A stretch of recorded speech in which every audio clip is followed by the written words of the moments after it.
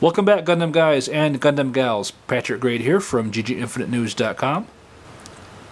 This time, bringing you a review for the high-grade Universal Century Unicorn Gundam 02 Banshee and Destroy mode. So a few days ago, we took a look at the Banshee Unicorn in Unicorn mode. Now I have the Destroy mode version all ready to go. So let's take a look at the individual parts and pieces and see how it turned out. So starting at the bottom, we can see that the feet and legs have gone through a pretty dramatic transformation from the Unicorn mode, especially in the knees and the feet and ankle area. There's a lot of the orange gold exposed, and it looks really nice being offset by the dark blue. I think the color combination really works well, the dark blue and the lighter orange. So I'm really happy overall with this color scheme. To me, it looks a lot better in the Destroy mode, with the extra gold exposed and stuff. So as far as articulation goes, not much has changed. Still a 90-degree bend or so at the knee. Nothing at the hip joint. The feet have quite a bit of forward and backward movement and swivel. And we can see there's a little bit of swivel here at the ankle guard on front. But still, the calf armor doesn't move at all. It's stationary. And we can see that there's a thruster down inside there. The sticker layout stayed the same. There's still 6 stickers on each side, 4 on these little notches here, and then 2 on the outside pieces. So having the different color gold for the stickers and the gold on the Psycho frame is a little odd. The 2 colors don't match up very well, so it's a little more... It looks like there's a third color rather than just the gold blending in. So this is a case where painting the pieces yourself and doing a little extra paint work would make it look overall a lot better. But out of the box it looks really nice. And there's quite a significant height difference too, with the feet up on the heel and the extended thigh area and stuff. So overall this is a much taller leg, but still the same amount of articulation as before. Looking at the torso unit, we can see there's a lot of gold exposed for such a small area. Both front flaps have quite a bit of gold. The crotch armor there also has more gold. There's gold at the top of the free-floating piece here that connects to the upper chest. Still stickers used for the vents here, but we get some gold on the inside. And the panels on the back here, they look like they open up, but they're stuck in place. They don't actually swivel out or anything. And underneath we can see the exposed thrusters, as well as some a little bit more Psycho frame. Just be careful of these guys, they're really easy to come off. They're just friction jointed into place, so if you pose by gripping onto the torso, you're more than likely to pop these guys off. So just be aware of that. They won't break or anything, they're pretty solid, so but it can be annoying when trying to pose them from the waist. And if you wanted to, again, you could split the front skirt on the inside here, cut them in half so they can have independent movement. And again, the color scheme looks really nice here on the torso. Another disappointing part is having the gold stickers here inside, even though we have an orange piece here, and the stickers actually attached to a third piece, so they could have just molded these little caps in gold, so we won't have to deal with these stickers. But that would require some plate management and stuff, so I guess that's why they didn't do it. So the chest, of course, has changed quite a bit from the Unicorn mode. It's opened up to reveal a lot more Psycho frame underneath. One of the disappointing uses of stickers on this kit, as well as the Destroy mode for the original Unicorn, is the use of stickers here on top of this solid gold piece to make the blue cap. The gold here is actually just one piece, with a wraparound sticker that goes on top and folds over the edges and the back to create the illusion of having a second piece on top here. So it's not too bad, but you can kind of see the gap in between the stickers. Maybe if I was better at applying them it'd be better, but and they also tend to unfold after a while. So a clear coat would be useful to help adhere that in place, or some of the soft setter stuff as well, so just keep that in mind. But I bet, you know, with it wouldn't take much to hand paint this properly if you had some of the dark blue. But otherwise the chest looks really nice. The shoulder joints seem to work a lot better in this version. This chest, the upper chest armor doesn't lock in place like it did in the Unicorn mode. So you don't have to worry about this being loose. It's not a huge change, but it works a little better. So next on to the asymmetrical arm units. For the right arm, that has the Armored Arm BS on it. It's a very long arm with the extension of the Armored BS here. And you don't actually attach the hand inside, you just leave that off. And this fits securely at the end of the cuff. The Armored BS looks much more interesting in this version. Even though it's cool to have it folded up, with it extended like this, you get to see a lot of the psycho frame. And this looks a lot more like a significant weapon, as opposed to just like maybe a shield or something off the side of the arm. So nothing changes really with the articulation. You get the same 90-degree bend or so at the elbow. The upper shoulder joint swivel. And the shoulder armor is on its own little pivot joint as well, which was true in the Unicorn mode. So you have a little independent articulation there for the shoulder armor. And you can pop out the hidden beam saber handle here, but I don't think it's meant to be that way on this arm, just because you can't get it down flat, and if you do, it unhooks it from the base. So you can do it, and maybe you can get it to look right, but I don't know if that's supposed to be accurate doing it that way. So overall, I like how the Armored Arm BS looks when it's deployed in this version. A pretty cool looking railgun kind of weapon. So next up is the left arm with the Armored Arm VN deployed. Looks like a giant claw, similar to that of the Shenlong Gundam. I really like the way this one looks too. I think this is probably my favorite over the BS, just because of the angles that the teeth come out at. It looks pretty dynamic, and all the extra yellow and stuff here exposed. So pretty cool, but nothing moves. It's all stationary, stuck in place. You can see the hand down in here, and you can swivel that around a little bit.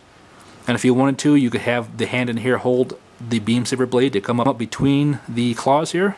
Or you could also deploy the hidden beam saber handle properly. Flip it all the way around. Make sure it's tight in place there. So that way you could have another means of close range attack. So same articulation on this arm, at the elbow and the shoulder. Nothing different as far as that stuff goes, just the way it looks. So next up is the unfolded head unit. And even though I like the Banshee head in the Unicorn mode, I think this one looks much more dynamic and threatening, especially with the red eyes and the very exaggerated V-fin here. I was a little disappointed with the use of sticker right here on the V-fin. This is another wraparound sticker that goes on either edge and then down underneath here. And again, it tends to dry up and come off a little bit up there, so I could definitely use something to help it along to stay in place.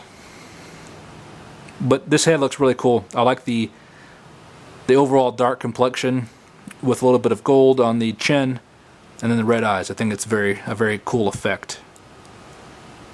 Nice profile, nice silhouette, and drastically different from that of the original Unicorn. So a good change up just by simply changing one piece. I think it was a very effective redesign. So last up of the official accessories are the backpack and the two beam saber handles that are supposed to be stored on here. Just a fair warning, as you can see, the nubs to hang the beam saber handles onto is very thin, and I was able to break mine off without any trouble. So especially when you're posing it, just be careful. I would leave the beam saber handles off until you get it where you want it to be, because it snaps off with very little effort. So just be aware of that.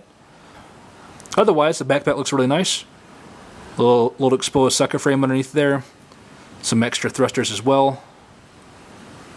And the black looks nice offset by the dark blue. This kind of makes me glad even more that the kit was molded not in all black, but the dark blue.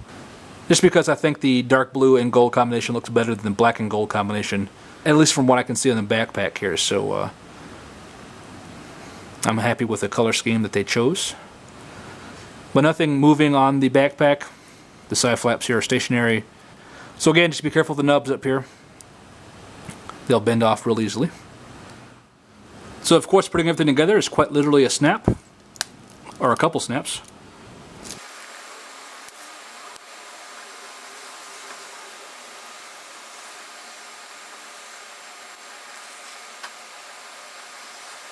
So no articulation changes when compared to the Unicorn mode. Still come forward about yay far, back that far. Shoulders are free to spin around as much as they need.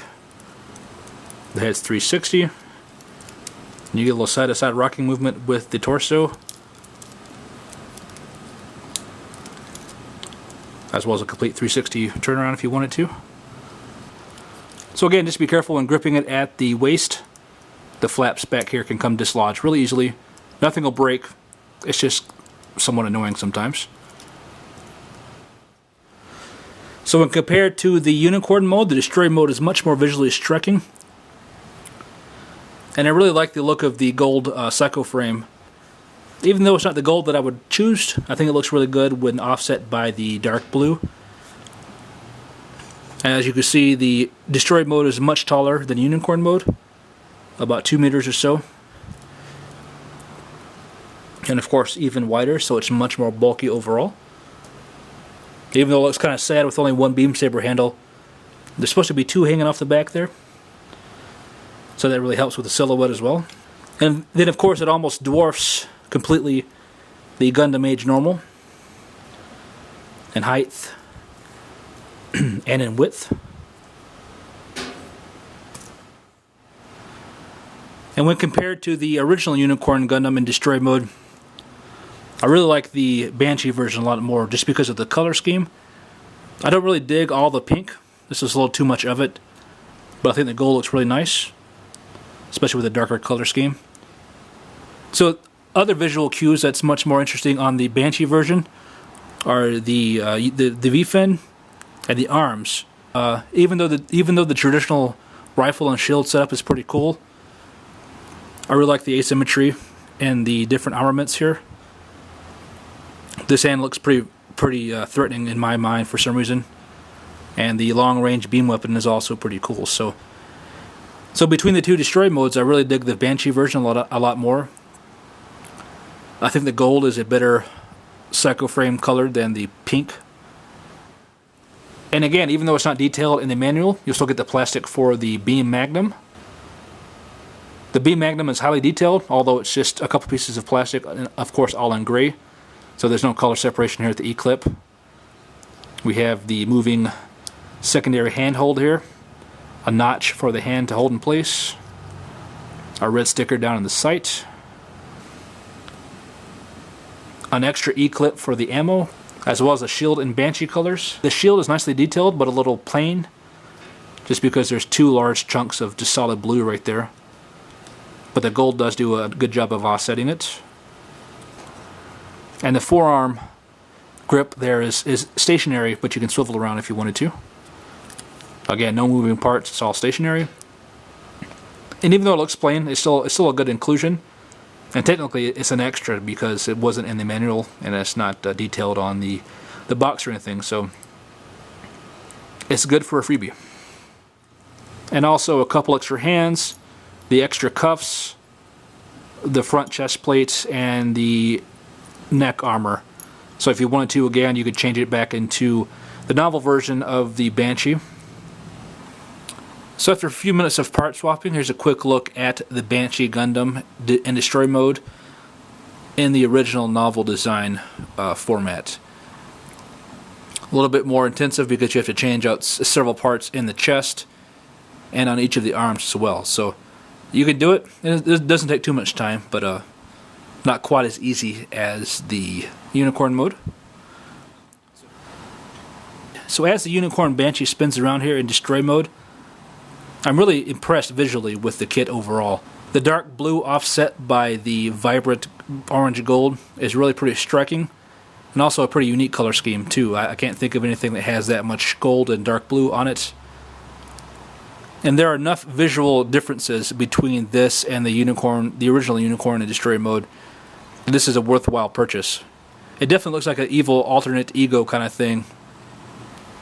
But don't count out the unicorn mode either. It's a very nice looking kit as well.